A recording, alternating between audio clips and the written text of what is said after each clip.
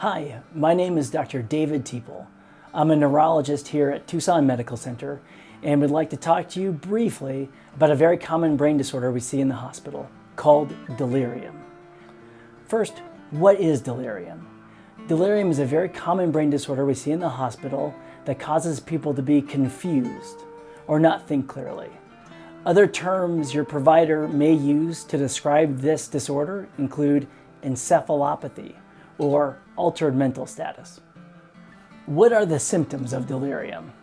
First, delirium is a rather fast or quick onset disorder that typically occurs over the course of a few hours, less commonly over a day or two. This is in contrast to dementia, which is a much more slowly progressive disorder that occurs over months or longer. Typically, people with delirium will have problems with attention and focus, and this affects their short-term memory, so many times really not being able to remember things that they were told just a few minutes before. With this, they'll often have difficulty remembering where they are, or when the date is, when they are, or who the people are that are around them. And they can have all three. This often leads to problems with trust and paranoia when you don't recognize who these people are that are around you, bringing you medications or starting IVs, and that can cause a lot of distress in patients. Additionally, people with delirium will commonly hear things or see things that aren't actually there. These are hallucinations, and these can add to their agitation or their paranoia as well. People with delirium will typically have periods of time where they can be very sleepy, hard to arouse, and this can alternate with other periods of time where they can be much more active and agitated, which can both be quite big problems. Lastly, the symptoms of delirium tend to wax and wane a little bit during the day, with the most common pattern being that as the day progresses, the symptoms can get worse. So typically in the afternoons, evenings, and night times, those are the times where symptoms are most problematic. Next, what causes delirium? Anything that stresses the body or the brain is something that will actually can provoke or trigger delirium. The more common things that we'll see that do this include infection, often a urinary tract infection, but any infection can do this, like a pneumonia. Just the simple act of being hospitalized is actually a big stress on the body, causing sleep deprivation. Being surrounded by unfamiliar surroundings and people can also be a big stress on the body and the brain. The effects of surgery and anesthesia are a big stress that can provoke delirium. And then other things like dehydration or electrolyte abnormalities can do it. Lastly, a common trigger or provoking cause can be medications, particularly sedating medications. And ones that we see that commonly do this include pain medications like morphine or oxycodone. Who's at risk for developing delirium? The people that are most at risk tend to be older patients. This is something that we much more commonly see in people over the age of 60, and every decade thereafter, the risk of delirium does go up. Number two, people with pre-existing brain disorders. So those would be people with prior strokes, folks with neurodegenerative diseases like cognitive impairment and dementia, or people with prior traumatic brain injury.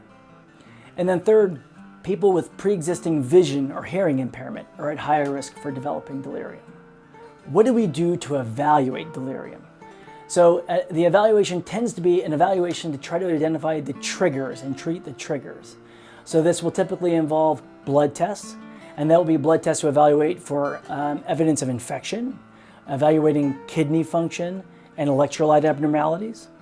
Often we'll check urine tests to evaluate for typically infection, but also exposure to any medications that might be provoking delirium. And then lastly, brain imaging, or imaging in general, frankly. First, brain imaging, and typically we'll use CT scan. CT scan is easy and fast to get, and it allows us to get an idea, is there any structural cause for delirium, like old stroke or other brain injury. But also other imaging would be helpful, things like chest x-ray to look for pneumonia or signs of infection. Next, what do we do to treat delirium? Typically, the treatment for delirium will be to treat the triggers that we recognize. So if there's a bacterial infection, we'll typically treat with antibiotics. If there's electrolyte abnormalities or dehydration, we'll treat those with fluids or whatever appropriate treatment needs to be initiated. If there's any evidence of medication effects, we'll actually try to take away those medications that might be provoking or triggering the delirium. Unfortunately, often in delirium, even with treatment, the symptoms can last for days or even weeks. So what do we do in those situations? We typically will try to employ things that will help minimize or reduce the symptoms as best we can. So what things would those be? One, it'll be trying to get day and night back to normal. So in the hospital, we're running a 24/7 operation. And so that can means that essentially at 2 in the morning can feel like 2 in the afternoon. And that's bad for our brains to function. Our brains need day and nighttime. And so in patients with delirium, we want to work hard to make daytime seem like daytime. Open up the windows, turn on the lights during the day, make it seem like daytime. And then at nighttime, we try to minimize nighttime interruptions, turn off the lights as best we can, allow people to get the most restorative, restful sleep that they can. I would point out that many times it's hard to do. If you're sick in the hospital, we need to be checking on you regularly through the night.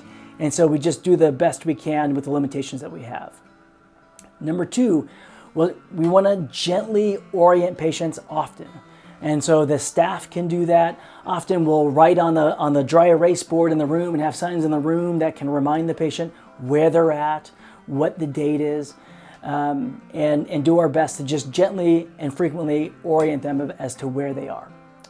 Number three, it is really helpful to have family, friends, someone familiar in the hospital. Familiar people are anchors that help orient the patient to where they're at and what's going on. And then lastly, there are times where even with all of those treatments, patients still are agitated. And in those situations, to keep them safe, to be able to proceed with the medical care that they need, we use sedating medications to help relax them and keep them safe and calm. And that's my general overview of delirium. That is a brief overview. If you have any questions about delirium, please talk to your care providers, the nurses, the physicians taking care of your loved one. This is a distressing disease to have to deal with. It's hard on families and patients, and we all do the best we can. Thank you very much for your time.